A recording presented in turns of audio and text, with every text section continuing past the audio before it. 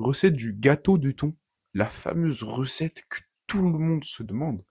Non, ouais, c'est un gros repas de la flemme. C'est basiquement du sarrasin et du thon mélangés dans un bol, puis hop, cuit au micro-ondes, ça fait très bien le taf. Sinon, juste, regardez-moi ça. Regardez-moi cette belle chaîne de collier qui a pété et réutilisée pour faire un beau petit bijou. C'est tout mignon, tout beau comme ça. Je peux le mettre en bracelet, je peux le mettre comme une autre bague si je l'accroche autour de mes autres doigts. Enfin bref, c'est vachement sympa à guetter les énormes bras aussi. Bon, sur ce, passons à la recette. Très très compliquée, très très complexe. Un bol. Une belle boîte de thon. Grosse boîte de thon. Avec plein de sarrasin. Vous prenez tout ça, vous mélangez là-dedans avec de la flotte. Et puis voilà, la recette est faite. Et je vais vous montrer après comment ça rend. C'est très simple, mais c'est très bon. En vrai, ça fait vraiment bien le taf. Sel, poivre pour mes gourmands ici. Puis voilà.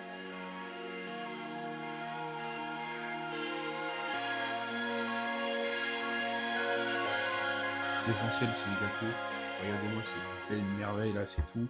C'est quand même un peu moelleux à cœur, honnêtement. Et voilà, c'est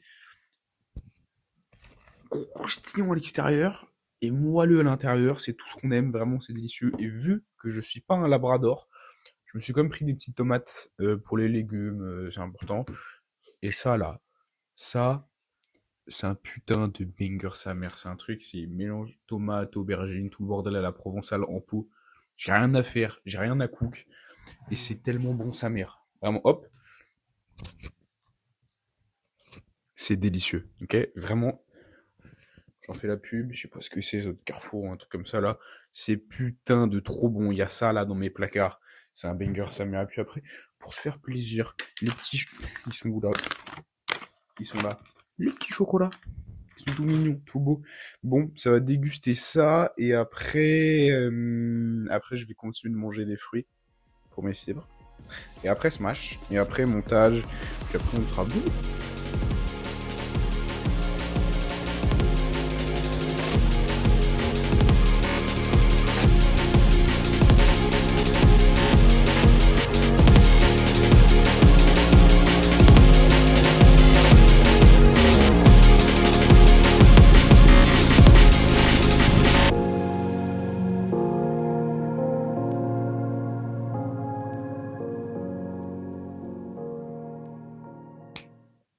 On se retrouve là le lendemain. Aujourd'hui, c'est jambes.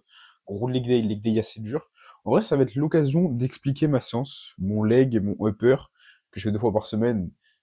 Upper lower, schéma classique d'entraînement en vrai, mais voilà. Ça me fait une bonne occasion d'expliquer tout ça. Le leg day, assez simple. En vrai, rien de farfelu. Un gros exo de squat, mais pas un squat classique, soit au hack, belt, ou alors à la Smith, mais de sorte à pouvoir garder le dos droit, à engager le moins possible ma chaîne poste, et vraiment de tout mettre sur les quads, de juste faire la rotation autour de mon genou.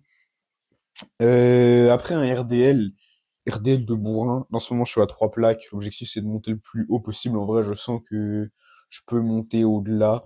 La dernière fois, j'ai tenté un terre avec une forme de RDL à 180. Enfin, c'est un espèce d'hybride bizarre où à la base c'était un terre, mais je l'ai tout tiré, fesses et ischio. Donc, disons que c'était un RDL commencé au sol, quoi, voilà. Mais bon, il était à 180 quand même, donc je me dis que j'ai de la marge pour monter mon RDL, je vais pouvoir aller vraiment plus lourd, et ça fait plaisir. De toute façon, je vous montrerai des images un peu partout pour expliquer les mouvements, comment je les fais, que vous puissiez voir. Après, superset, addu, abdu, classique. En vrai, faut le faire. Puis en plus, c'est quand même pas très dur, ça demande pas beaucoup d'énergie, contrairement à mon squat ou alors mon RDL, qui là sont vraiment durs. Addu, abdu, ça se fait tranquillement. Puis ceux de ma salle, ils montent pas très lourd, donc je suis sur du 12-15 reps à chaque fois. Enfin, c'est limite du cardio à ce niveau-là.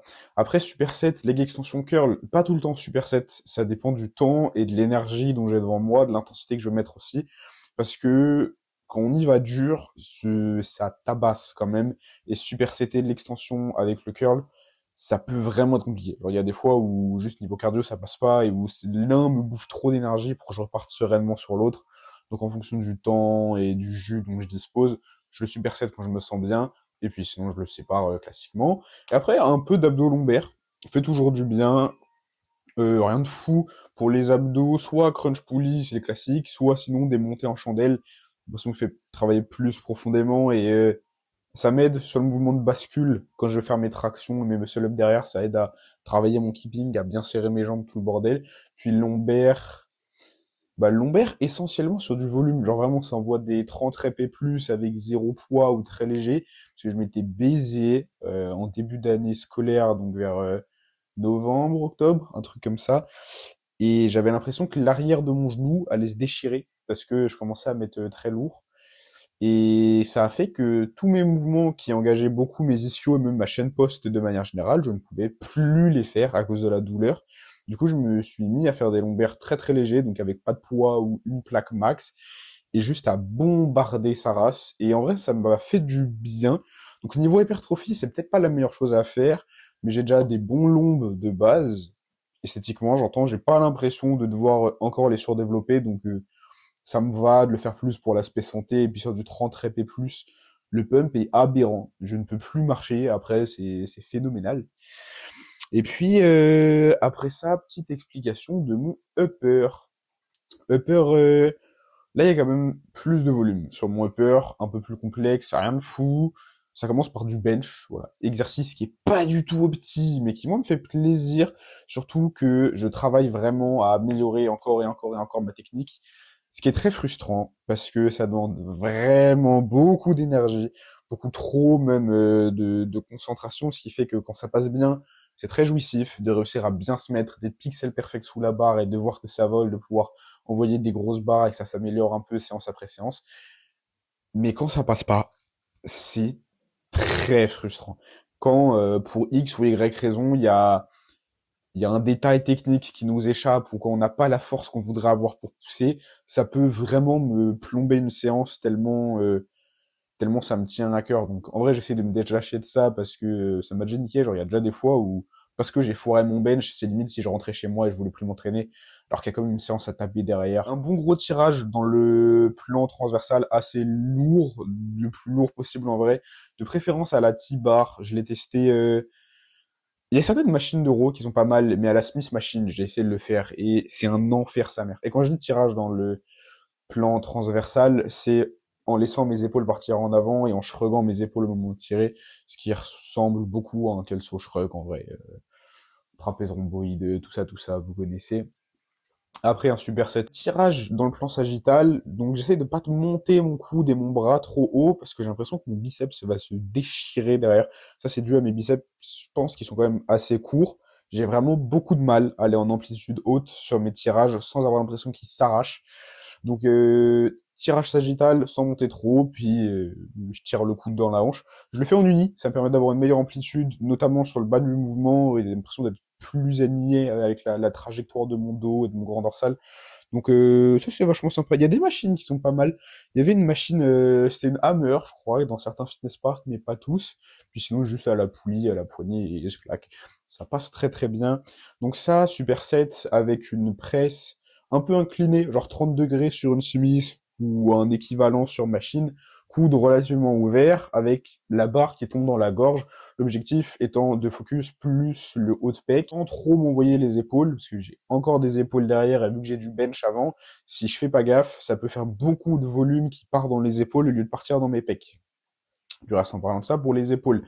Derrière, re-superset, avec un tirage, cette fois dans le plan frontal, des tractions en vrai quand j'en ai envie parce que c'est rigolo, mais des tractions pas avec un objectif de force, des tractions sans trop de keeping, tractions un peu militaires, droite, un peu débile et méchant quoi, mais ça fait très bien le travail, ou sinon du tirage nuque. Exercice que certains n'aiment pas parce que leur mobilité d'épaule, tout ça, ça leur fait mal.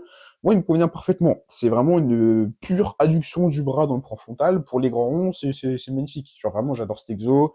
C'est très cool. Faut juste faire gaffe et pas s'enculer les articulations si vous sentez. En termes de mobilité, ça passe pas. Moi, c'est pas du tout mon problème. Genre, je peux vraiment envoyer sans aucun souci du virage nuque. Donc, je le fais. Et superset avec une presse pour les épaules. Soit à la Smith avec le dossier incliné là, soit sur des presses faites pour. Il y a une presse Hammer pareil. C'est une presse qui est très en arrière et où limite on a l'impression de pousser en arrière. En fait, ça part beaucoup dans les épaules, qui est très chouette aussi. Il y a quand même quelques machines Hammer qui sont chouettes en vrai, mais sinon une Smith, pour la plupart des exos, ça fait vraiment, vraiment bien le taf. Donc là, bah, j'ai mes trois mouvements de tirage. J'ai des tirages dans globalement tous les plans. J'ai des deux mouvements de poussée, trois mouvements de poussée, deux pour les pecs et un plus pour les épaules. Après, un superset latéral arrière d'épaule. Je sais pas s'il y a besoin de beaucoup expliquer. Enfin, latéral, vous montez au droit sur le côté. Et en vrai, l'arrière d'épaule, exercice que je vois pas de fou souvent, de trois quarts par rapport à la poulie, puis on va faire une espèce de rotation, comme si on voulait découper, quoi. Et hop là. Et puis là, bam. Et là, ça tue bien. Là, vraiment, l'exo, il est vraiment chouette. C'est des exos à gros pump où je mets pas très lourd, je spam beaucoup. C'est des exos que je peux mettre aussi même en dehors de mes leg days. Enfin, dehors de mes uppers, pardon. Du coup, je les mets sur certains leg days, petit lapsus, histoire de monter un peu le volume sur mes épaules. Genre, c'est pas dérangeant. Je peux taper des 3, voire 4 fois épaules par semaine quand je me sens bien, que j'ai le temps, que j'ai l'envie. Et après, optionnellement parlant, pas tout le temps, juste pour le kiff, un peu de bras, biceps, triceps, toujours à la poulie. Je fais un peu en fonction aussi, hein. Honnêtement, s'il y a une corde, je prends la corde pour faire des overhead et des curls avec. S'il n'y a pas de corde, j'ai mes cuffs pour accrocher au poignet et faire des curls là et des triceps. Bref, les bras en vrai c'est juste pour le plaisir, dans la mesure où genre j'en ai pas vraiment besoin, je les travaille très peu. Il peut m'arriver de pas avoir de volume de bras du tout à la semaine. Quand même une facilité à bouffer dans les bras, ce qui fait que même sans faire d'exo spécifique, bah ils prennent. Donc c'est juste pour le plaisir, histoire de pump, mais ça va pas plus loin que ça. Et puis chaque séance deux fois par semaine, donc 4 jours d'entraînement, 3 jours de repos, et ça me fait un bon programme quand même. Ça fait des bonnes séances où je bouffe bien, ça dure, mais ça fait plaisir, c'est bien sympa.